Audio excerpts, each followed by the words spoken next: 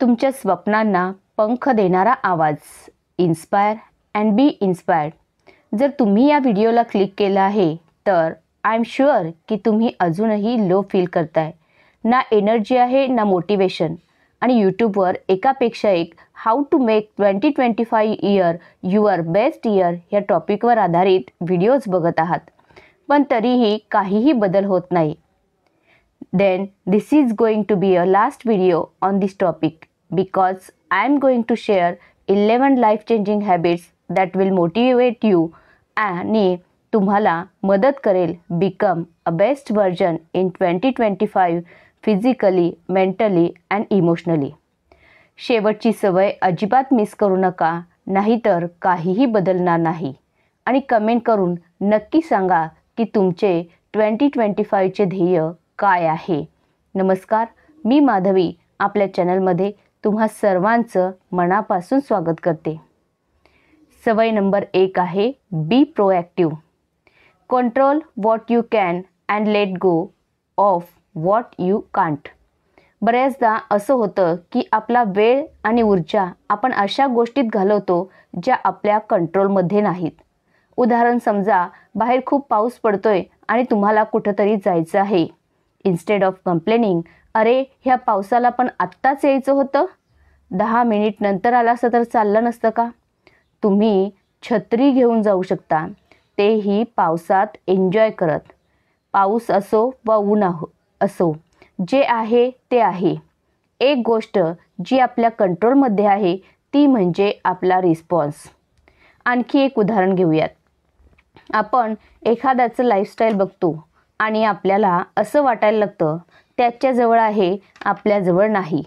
आपले मित्र आणि जवळचे नातेवाईक यांच्याकडे त्यांच्याबद्दल बोलतो, अरे त्याच्याजवळ कार आहे, आयफोन आहे आणि या सगळ्यासाठी तर त्याची पात्रता पण नाही. मी त्याच्यापेक्षा जास्त स्मार्ट आहे, इंटेलिजंट आहे. मला जर हे सगळं मिळालं असतं तर मी किती खुश झाले असते. आणि ह्या सगळ्यामुळं होतं काय की आपली एनर्जी वेस्ट होते, जी की आपण दुसऱ्या एखाद्या कामात वापरू शकलो असतो. जर कोणती एक्सटर्नल गोष्ट माझ्या इमोशनली परिणाम करत असेल तर मी थांबलं पाहिजे आणि एक मोठा श्वास घेतला पाहिजे आणि मला स्वतःला विचारलं पाहिजे, हे माझ्या कंट्रोलमध्ये आहे का. जर नाही तर माझ्याजवळ कंट्रोलमध्ये आहे तो म्हणजे माझा रिस्पॉन्स. आणि जर हा तर मी कसं त्या सिच्युएशनला हँडल करू शकते. दुसरी सवय आहे ती म्हणजे डिले इन्स्टंट ग्रॅटिफिकेशन. आजच्या काळात सर्व काही इन्स्टंट मिळत आहे. Instant food, instant likes, instant satisfaction, तेही अगदी काही क्षणातच. तुम्ही बोर होताय, मोबाईल बघा, लगेच सॅटिस्फॅक्शन. पण आपल्या लक्षात येतं का हे सगळं आपल्याला खूप महागात पडणार आहे.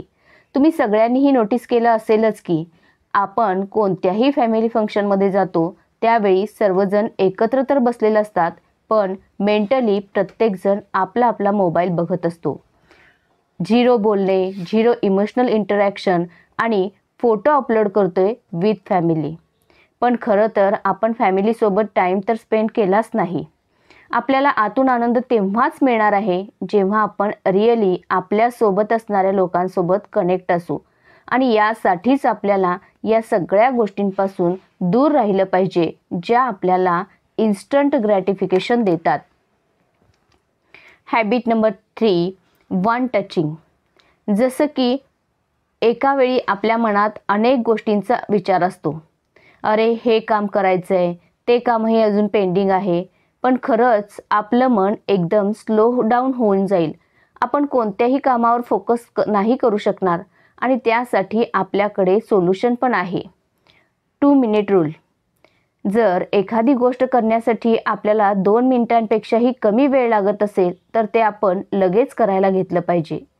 जर मला एखाद्याला मेसेज करायचं आहे जे की 2 मिनिटांपेक्षा कमी वेळात होणार आहे, आता असं होईल की मी विचार करून करून टू डू लिस्टमध्ये लिहेन आणि असा विचार करेन की आता करू की नंतर, मग का नाही आत्ताच करा. काय माहिती परत तेच काम करण्यासाठी मला 10 मिनिटे वेळ लागू शकतो. त्यापेक्षा ते आत्ताच करून रिकामं होऊ द्या. आणि म्हणूनच मला असे काम करायचे आहेत जे की मी 2 मिनिटात करू शकते, जसं की माझ्या कपड्यांची घडी घालणे असू शकतं, एखाद्याला क्विक रिप्लाय देणं असेल, आपली वॉटर बॉटल भरणं असू शकतं. फक्त ते करा. चौथी सवय आहे ask yourself what I am doing wrong. मी असं कोणतं काम करत आहे जे की चुकीचं आहे आणि ज्यामुळे माझ्या बेस्ट व्हर्जन बनण्यात अडचण येत आहे, त्यांची यादी करा आणि 2025 मध्ये त्या करायच्या बंद करा. जादा स्क्रीन टाईम, ओव्हर थिंकिंग, हेल्थशी रिलेटेड काही सवयी असू शकतात. सवय नंबर 5 आहे नो झिरो डेज. म्हणजे आपल्या आयुष्यातील कोणताही दिवस असा जाऊ नये जेणेकरून आपण आपल्या ध्येयासाठी काहीही प्रयत्न केले नसावेत. अगदी छोटा का असेना चालेल, पण प्रयत्न करायला हवाय. जर मी डेली 1 पेज लिहायचं ठरवलंय आणि एखाद्या कारणानं माझ्याकडून ते नाही झालं, तर मी फक्त 1 लाईन लिहीन. आपण फक्त चेन ब्रेक होऊ द्यायची नाही. 6वी सवय आहे हॅबिट रिवॉर्ड. समजा अभ्यास करायचा आहे आणि तुम्ही डिसाईड केले की मी संध्याकाळपर्यंत हा चॅप्टर कंप्लीट करेन, पण तुमचं मन लागतच नाही, तर इथं तुम्ही स्वतःला प्रॉमिस करू शकता, जेव्हा मी हा चॅप्टर कंप्लीट करेन तेव्हा 10 मिनिटे रील्स बघेन, मी एक आईस्क्रीम खाईन किंवा कॉफी पिईन. तुमचा हा रिवॉर्ड तुमच्या टास्कला एफर्टमध्ये बदलवेल.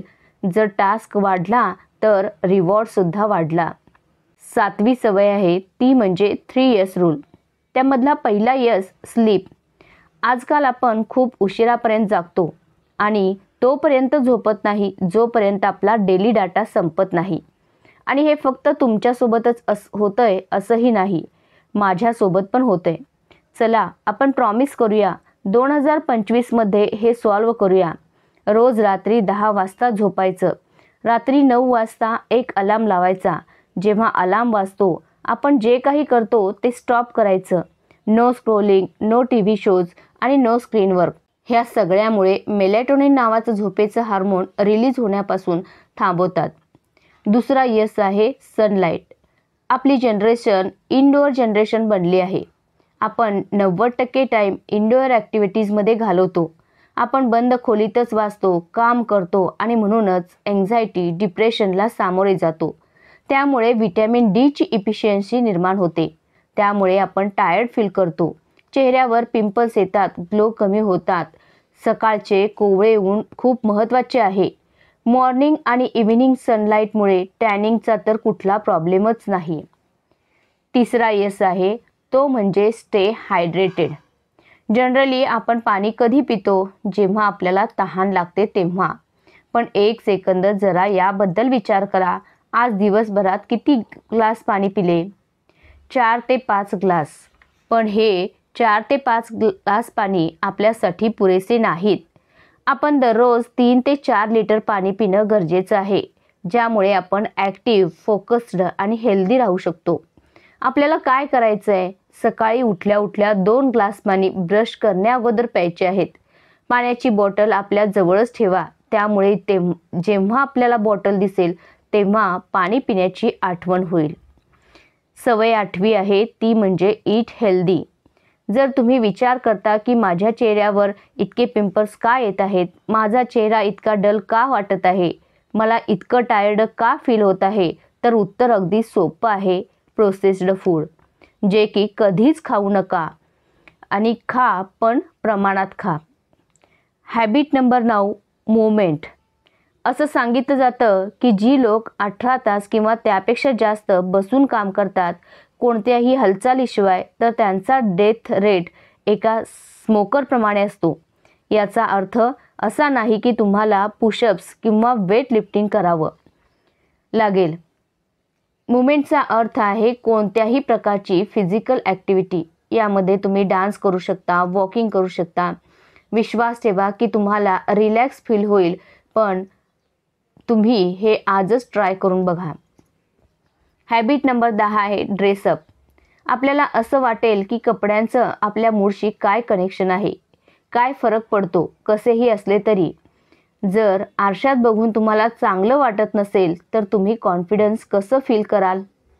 हे मॅटर नाही करत की तुम्ही घरी अभ्यास करता की ऑफिसमध्ये काम करता. Always dress up confidently. जेव्हाही आपण काम करतो तेव्हा अशी कपडे घाला, असे परफ्यूम लावा जे तुम्हाला कॉन्फिडंट आणि प्रोडक्टिव्ह फील देतील. Habit number 11, intentionally become board. आपण प्रत्येक मिनिटाला बोर होतो आणि सरळ आपला फोन हातात घेतो. जेव्हा एकटे असतो तेव्हा सुद्धा आपण एकटे असत नाही.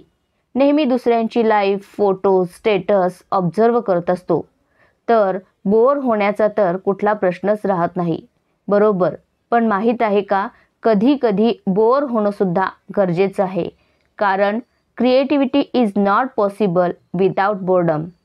मलाही माझ्या व्हिडिओजचे चांगले आयडिया तेव्हाच येतात जेव्हा मी काही करत नाही. याचा अर्थ असा नाही की तुम्ही नेहमी बोर झालं पाहिजे, पण काही वेळा इंटेन्शनली बोर व्हा. त्यामुळे फोन वापरण्याऐवजी काहीतरी करायला सुरुवात करा. आपला फोन बाजूला ठेवा, टेरेसवर जा किंवा बाहेर कुठेतरी जाऊन बसा. ऑब्झर्व करा, ऐका, फील करा आणि यामध्ये तुम्ही एखादं पुस्तकसुद्धा वाचू शकता. आय होप तुम्हाला हा व्हिडिओ आवडला असेल. व्हिडिओ आवडला असेल तर लाईक करा, शेअर करा आणि सबस्क्राईब करायला विसरू नका. धन्यवाद.